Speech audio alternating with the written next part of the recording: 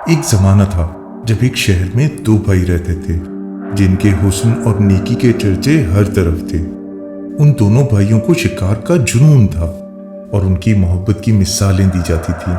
لوگ کہتے تھے بھائی ہوں تو ایسے جو ہر خوشی اور غم میں ساتھ ہوں۔ ایک دن کی بات ہے، دونوں بھائی شکار کی تلاش میں جنگل کی گہری گہرائیوں میں جا پہنچے۔ جنگل میں سرسبز درختوں کے بیچ زندگی کا ایک عجیب شور تھا، پرندوں کی چہچہاہٹ، پتوں کی سرسراہٹ اور دور دور تک بکھرا ہوا قدرت کا سحر۔ اچانک ایک ہرن نظر آیا اور چھوٹے بھائی نے اپنی مہارت آزمائی، مگر تیر اپنے ہدف کو نہ پہنچ پایا، کیونکہ بھاگتا ہوا ہرن اپنے لمبے قدموں سے جنگل کے راستوں پر جستیں بھرتا چلا گیا اور دونوں بھائیوں نے بھی فوراً اپنے گھوڑے اس کے پیچھے دوڑا دیے۔ سورج آہستہ آہستہ اپنی روشنی سمیٹ رہا تھا اور شام کی سنہری کرنوں میں ہرن کا تعاقب مزید دلکش منظر پیش کر رہا تھا۔ آخرکار بڑے بھائی کا نشانہ اپنا کام کر گیا۔ ہرن ایک ڈگمگاہٹ کے ساتھ زمین پر گر پڑا اور دونوں بھائی اپنی فتح پر خوشی سے نہال ہو گئے۔ مسلسل دوڑ دھوپ کے بعد جب انہوں نے ہرن کو ذبح کیا تو ان کے تھکے ماندے چہرے بھوک اور سکون کی کہانی بیان کر رہے تھے۔ رات کے سناٹے میں دونوں نے آگ جلائی، گوشت کے ٹکڑے کاٹ کر مزیدار کباب تیار کیے۔ جیسے جیسے کباب کی خوشبو پھیلنے لگی، دونوں کے چہروں پر اطمینان کے رنگ آ گئے۔ پاس ہی ایک صاف پانی کا چشمہ تھا جو چاند کی روشنی میں دمک رہا تھا۔ وہاں جا کر دونوں نے پانی پیا اور گھوڑوں کو بھی آرام کرنے کا موقع دیا۔ پانی پینے کے بعد جب تھکن کا غلبہ ہوا تو دونوں نے فیصلہ کیا کہ رات یہیں بسر کی جائے۔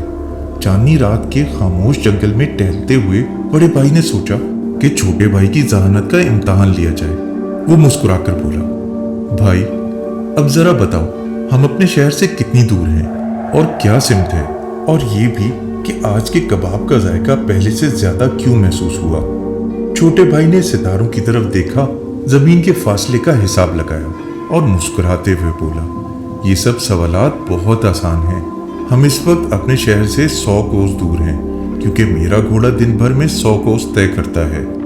ستارے بتاتے ہیں کہ ہماری سمت شمال ہے، اور جہاں تک کباب کے ذائقہ کا تعلق ہے وہ دن بھر کی بھاگ دوڑ اور بھوک کا نتیجہ ہے۔ رات کا سناٹا جنگل میں گہرا ہو چکا تھا۔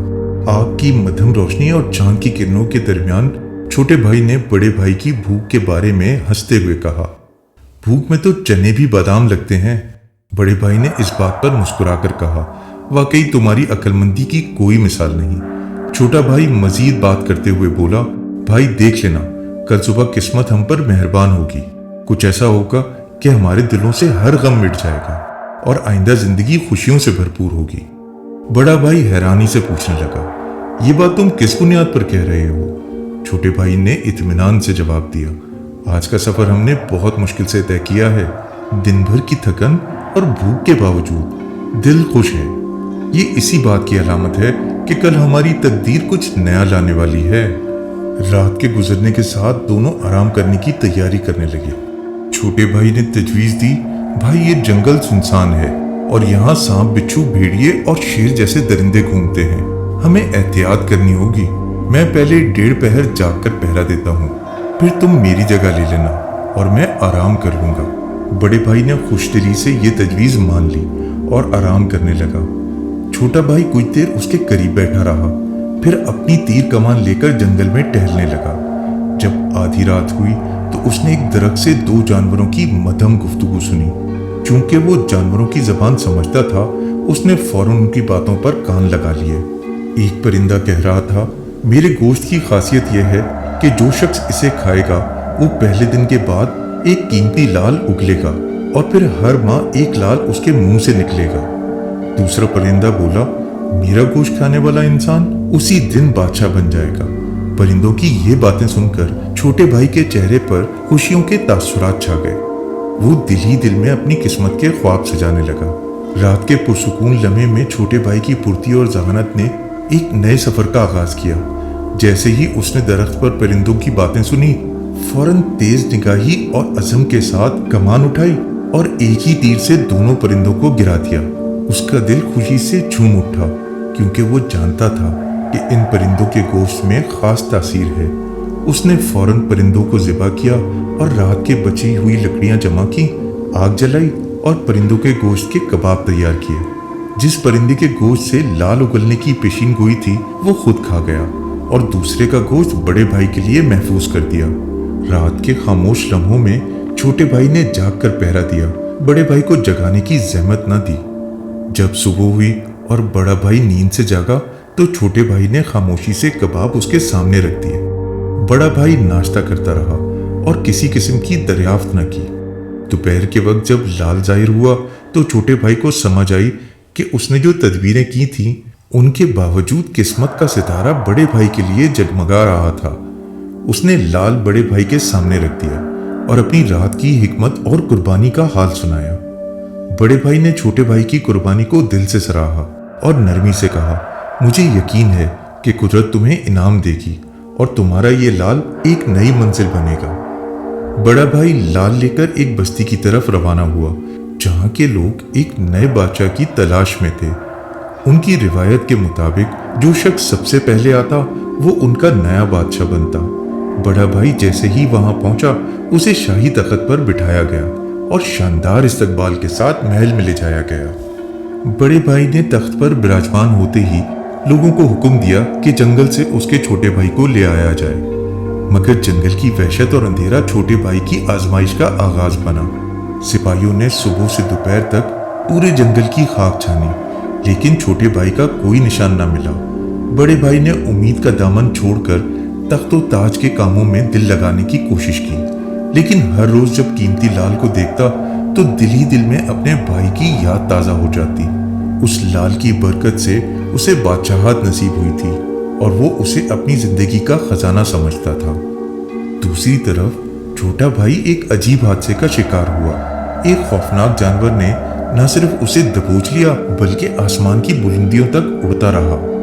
ये लम्हा छोटे भाई के लिए उम्मीद और खौफ का एक मुरक्कब था। आखिरकार जब जानवर थक गया तो कुएं की मुंडेर पर मौजूद एक दरख्त पर बैठा। छोटा भाई उसके पंजों से छूटकर कुएं में गिरा।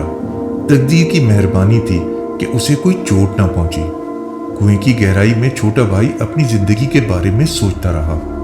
उसी वक्त एक काफिला उस तरफ आया और पानी लेने के लिए डोल और रस्सी के जरिए कुएं से पानी निकालने लगा। छोटे भाई ने अपनी हाजिर दिमागी का मुजाहरा किया और जल्दी से डोल में बैठ गया। जब काफिले वालों ने डोल को खींचा तो पानी की जगह एक नौजवान को देखकर हैरान रह गए।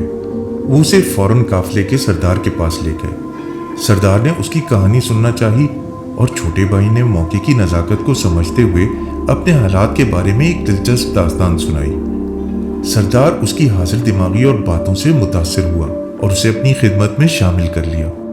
काफिला आगे रवाना हुआ और चंद दिनों में अपनी मंजिल पर पहुंच गया, जहां छोटे भाई ने अपनी नई जिंदगी का पहला महीना मुकम्मल किया।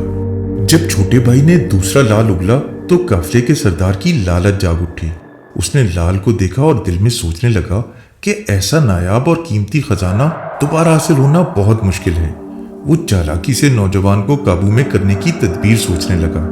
बिलाखिर उसने एक झूठ गढ़कर नौजवान को पकड़वा दिया और कोतवाल के हवाले करते हुए कहा, यह मेरा वफादार गुलाम था, मगर आज इसकी नीयत में खलल आ गया और इसने मेरा कीमती लाल चुरा लिया।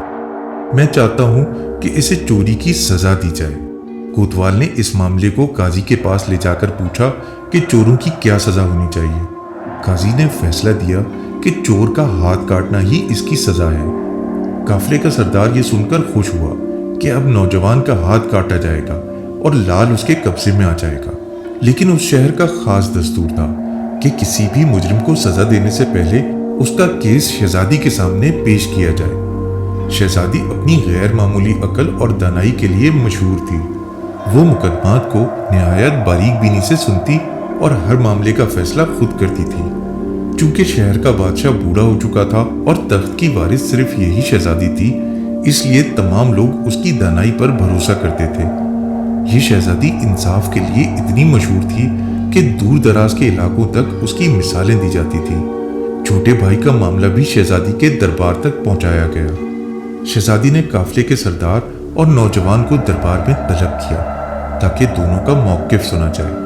पहले काफिले के सरदार को पेश किया गया। اس نے اپنی باتوں میں نوجوان پر چوری کا الزام دہراتے ہوئے کہا، یہ نوجوان میرا غلام ہے، لیکن اس کی نیت بدل گئی اور اس نے میرا قیمتی لال چوری کر لیا۔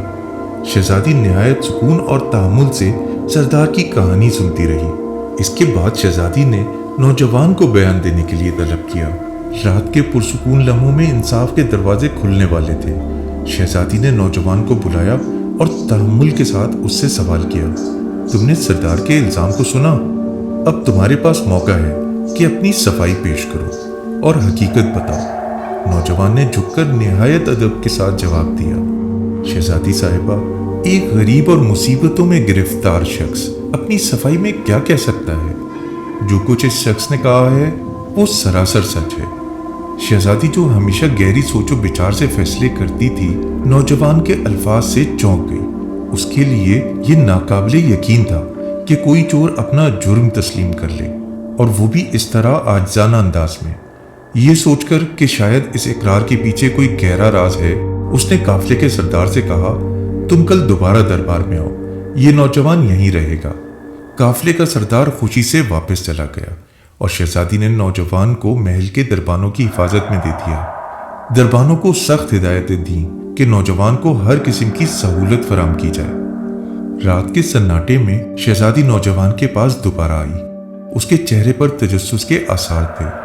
اس نے نرمی سے کہا، اے نوجوان، تمہارے اقرار سے ظاہر ہوتا ہے کہ معاملہ اتنا سادہ نہیں جتنا یہ لگتا ہے۔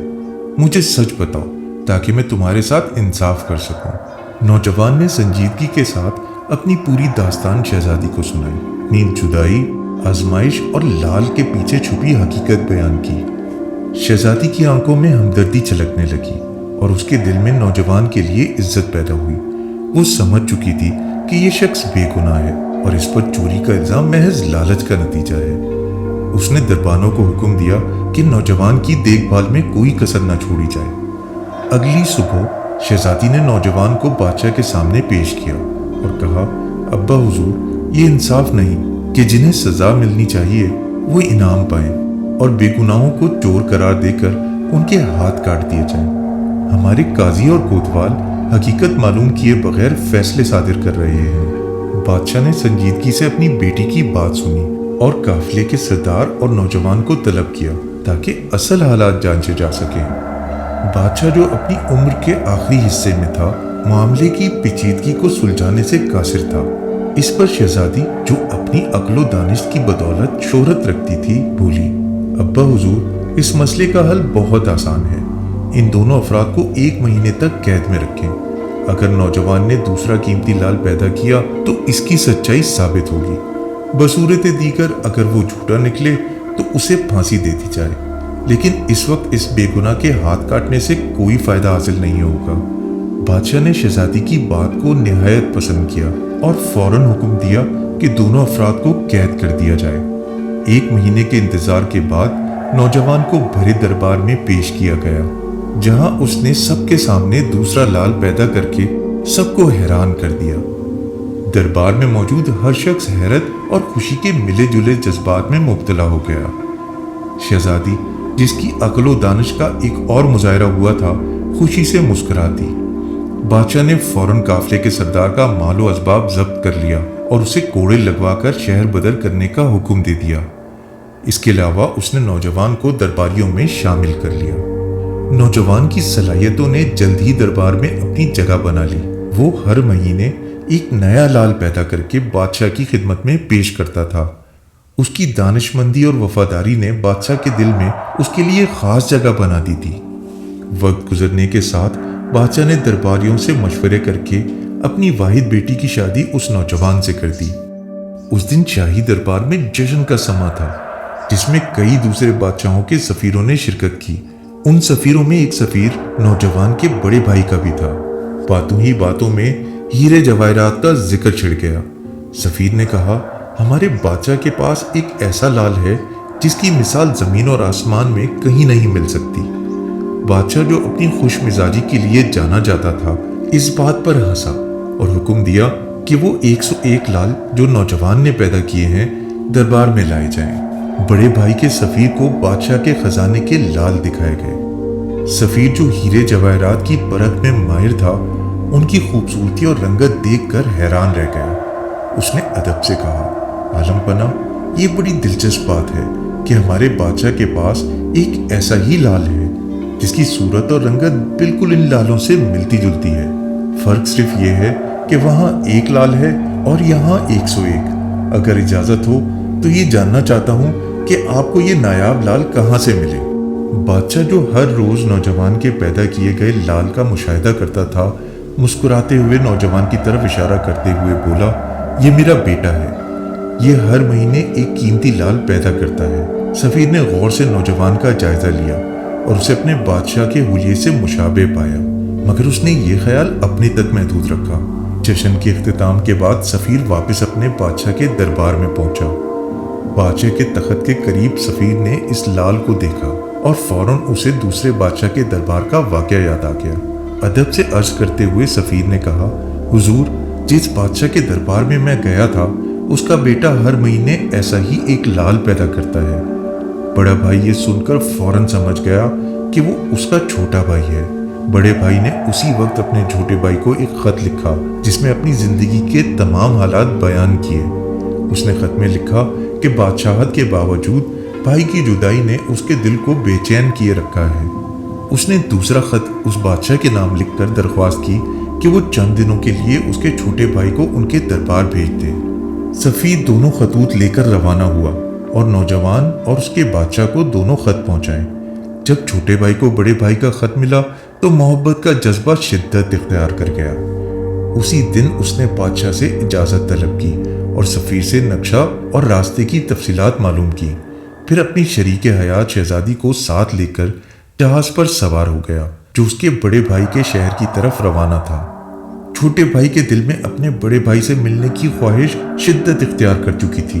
हर लम्हा उसे ऐसा महसूस होता था कि वक्त ठहर गया हो और वो चाहता कि जहाज पानी पर तैरने की बजाय हवा में परवाज करे। अगर जहाज कहीं रुक जाता तो वो बेचैनी से भर जाता और उसको भाई से मिलने की ख्वाहिश उसको आराम से महरूम रख। हर लम्हा वो दिल में बेशुमार ख्याल बांधता, लेकिन किस्मत उसके मंसूबों को चैलेंज कर रही थी। वो अपने बड़े भाई के शहर से तकरीबन 1012 कोस दूर था कि समंदर में खौफनाक तूफान आया। तूफान ने जहाज को तबाह कर दिया और सफर करने वाले तमाम अफराद समंदर की नजर हो गए। बड़े भाई को पहले ही जहाज के रवाना होने की खबर मिल चुकी थी और वो अपने छोटे भाई का बेसब्री से इंतजार कर रहा था। दरबार में इस्तकबाल के लिए शानदार तैयारियां की जा रही थी, लेकिन उन्हीं लम्हों में जहाज के तबाह होने की खबर पहुंची। बादशाह ने फौरन 1000 सवार रवाना किए कि डूबने या जिंदा बच जाने वालों को तलाश करें। सवारों ने निहायत लगन से तलाश की, लेकिन सख्त जद्दोजहद के बाद सिर्फ शहजादी को तलाश कर सके। छोटे भाई का कोई निशान न मिला। सवार शहजादी को लेकर बादशाह के दरबार में पहुंचे और अर्ज किया। नौजवान का कोई पता न चल सका, शायद वो समंदर की गहराइयों में कहीं खो गया है। बादशाह, जो पहले ही अपने भाई के फिराक में बेचैन था, मजीद उदासी में डूब गया। दूसरी तरफ तकदीर छोटे भाई पर मेहरबान थी। वो एक तख्ते के सहारे समंदर की लहरों पर बहता रहा। भूख और प्यास ने उसे निढाल कर दिया था, लेकिन कई दिनों बाद वो साहिल पर पहुंच गया। वहां से उसने अपने बड़े भाई के मुल्क की तरफ सफर शुरू किया। जब वो शहर के दरवाजे पर पहुंचा तो पहरेदारों को अपना नाम और पता बताया और दरख्वास्त की कि बादशाह को खबर दी जाए। पहरेदार ने बादशाह तक खबर पहुंचाई और बादशाह ने फौरन हुक्म दिया कि नौजवान को दरबार में ले आए। पहरेदारों ने हुक्म पर फौरन अमल किया और नौजवान को बादशाह के सामने पेश किया। लंबे अरसे की जुदाई और भूख प्यास की सख्तियों ने छोटे भाई का हुलिया कुछ ऐसा बदल दिया था कि बड़ा भाई उसे पहचान न सका। इसी तरह बादशाहत के ऐशो आराम ने बड़े भाई की हालत भी तब्दील कर दी थी। जब बादशाह को शक हुआ तो उसने शहजादी को बुलाया और कहा, जरा देखो और पहचानो, क्या यही शख्स तुम्हारा शौहर है? शहजादी ने पर्दे के पीछे से नौजवान को गौर से देखा, लेकिन उसकी हालत ऐसी थी कि शहजादी भी पहचानने में नाकाम रही। छोटा भाई, जो अपने आप को पहचानने की ख्वाहिश में बेचैन था, बोला, आज मेरा लाल पैदा करने का दिन है और सिर्फ एक पहर का वक्त बाकी है। जब मैं लाल पैदा कर लूं तो आप खुद ब खुद जान जाएंगे कि मैं कौन हूं। और फिर आपके दिल में मेरे बारे में कोई शक नहीं रहेगा। नौजवान की यकीन दहानी ने बादशाह के दिल में उम्मीद पैदा की और वो सोचने लगा कि शायद ये शख्स सच कह रहा है। महल के दरबार में खामोशी और संजीदगी छाई हुई थी। बादशाह, जो नौजवान को शक की नजरों से देख रहा था, दिल में सोच रहा था कि अगर ये झूठा होता तो कभी ऐसी बात ना करता। मगर अभी वो कुछ कहने ना पाया था कि पर्दे के पीछे से शहजादी की नाजुक आवाज बुलंद हुई। ए नौजवान, तुम्हारी अकल और फहम के चर्चे दूर दूर तक मशहूर हैं। मैं तुम्हारे सामने एक पहेली रखती हूँ। अगर तुमने उसका जवाब दे दिया तो मेरे दिल में तुम्हारे बारे में कोई शक बाकी नहीं रहेगा। दरबार में मौजूद हर शख्स हमतन गोश हो गया। शहजादी ने सवाल किया, वो क्या चीज़ है जिसे दुनिया के हर मजहब और कौम के लोग इस्तेमाल करते हैं, लेकिन अगर उसका सर काट दिया जाए तो कोई इस्तेमाल ना करे, और जो करे वो उसी वक्त मर जाए। नौजवान ने हल्की सी मुस्कुराहट के साथ जवाब दिया, शहजादी साहिबा, वो चीज कसम है। ये बात सुनते ही शहजादी चौंक गई और फौरन पर्दा उठाकर नौजवान के सामने आ गई। दरबार के लोग हैरत से शहजादी की तरफ देखने लगे। बादशाह, जो पहेली को समझ नहीं पाया था, उसने ताज्जुब से कहा, हम तो कुछ भी नहीं समझे, तुम क्या समझकर इसके सामने आ गई हो?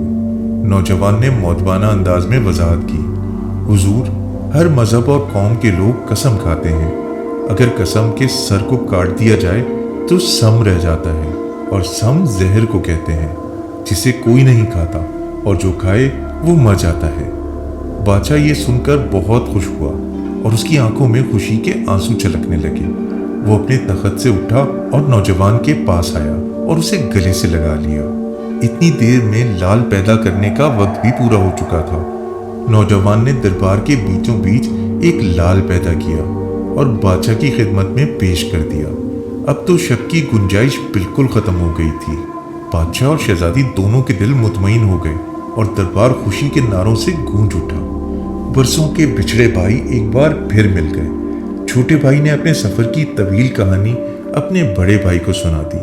उसकी मुश्किलात और कुर्बानियों की दास्तान सुनकर बादशाह की आंखों में आंसू आ गए और वो देर तक किस्मत के अजीब खेल पर हैरत करता रहा। बड़े भाई ने इस खुशी के मौके पर अपने खजाने खोल दिए। उसने यतीमों, मिस्कीनों और बेवाओं में बेहिसाब सदका व खैरात तकसीम किया। उसकी सखावत का ये आलम था कि लोग हातिम ताई की सखावत भूल गए और बादशाह की दरिया दिली के गुण गाने लगे। छोटा भाई 1 महीने तक महल में बड़े भाई का मेहमान रहा। दोनों ने अपने वक्त को खूबसूरत यादों में तब्दील कर दिया और महल में खुशियों का समा बरकरार रहा। मेहमान नवाजी का एक शानदार बाब उस वक्त रकम हुआ जब बड़े भाई ने अपनी मोहब्बत और सखावत के साथ छोटे भाई की पजीराई की।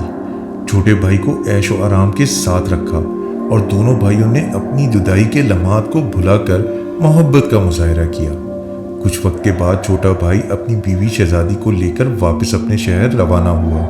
शहजादी का वालिद, जो अपनी बेटी के वापस आने के दिन गिन रहा था, खुशी से झूम उठा। छोटे भाई की किस्मत ने एक और मोड़ लिया जब शहजादी के वालिद का इंतकाल हुआ और उसे दरबारियों ने अपना बादशाह मुंतखब कर लिया। अपनी खासियत की वजह से वो लाल बादशाह के नाम से मशहूर हो गया। हर महीने वो एक लाल पैदा करता जिसे वो अपने खजाने में महफूज रखता। अगले महीने पैदा होने वाला लाल वो अपने बड़े भाई को भेज देता और इस मोहब्बत भरे अमल ने दोनों भाइयों के रिश्ते को मजीद मजबूत कर दिया। लाल बादशाह की हुक्मरानी इंसाफ की आला मिसाल थी। वो 50 साल तक नेक नियति और ईमानदारी के साथ हुकूमत करता रहा और इस दौरान उसके फैसले अवाम के दिलों में घर कर गए। जब वो इस दुनिया से रुखसत हुआ तो इसके और उसके बड़े भाई के खजाने नायाब लालों से भरे हुए थे। उन दोनों की सखावत और मोहब्बत की कहानी दूर दूर तक मशहूर रही।